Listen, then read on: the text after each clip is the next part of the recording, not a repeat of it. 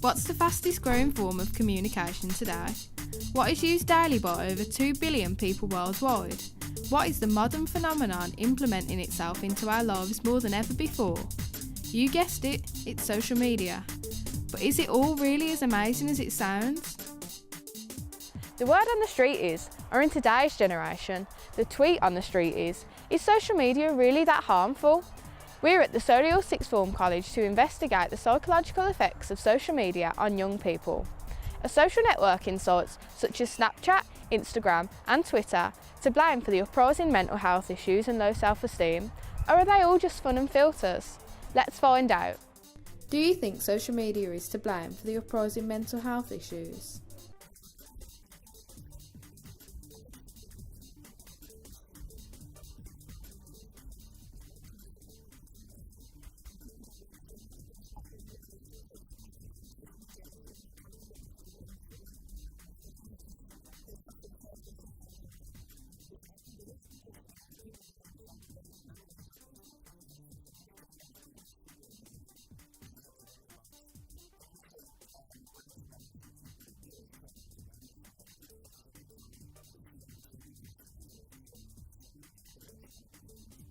Interestingly, 81% of parents think social media is to blame for why children are more susceptible to mental health problems. To help understand this view and see if such an opinion was evident in our own research, we interviewed Nick Warren, a media expert teacher at Solihull Sixth Form.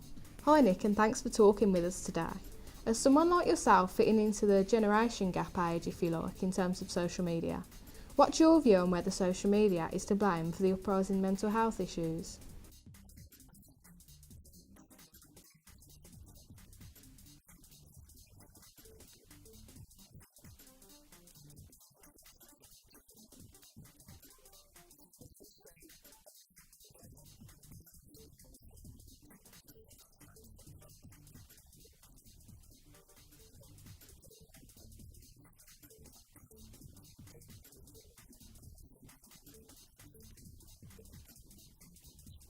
Interesting. So do you use social media? And if so, how often do you find yourself using it?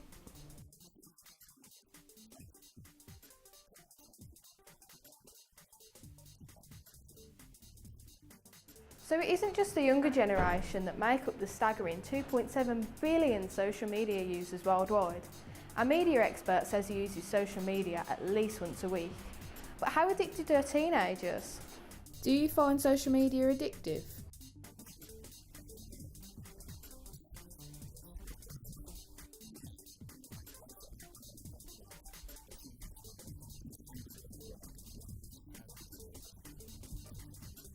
So it's clear that social media has a definite impact on our lives, how we think and what we do with our time. But to what harmful extent could this possibly reach? They're images of an illness many don't know they have, a social media phenomenon known as thinspiration, and it's rising. Data from the CDC show that suicide rates for teen girls in America are at a 40-year high, and they're way up for teen boys as well. Does technology play a role in those deaths? It can be horrific to see the knock-on effects of social media in today's society, where it's played a contributing factor in mental health issues, eating disorders, and tragically, even taking lives. But how do the Solihull Sixth Form students see their lives without social media?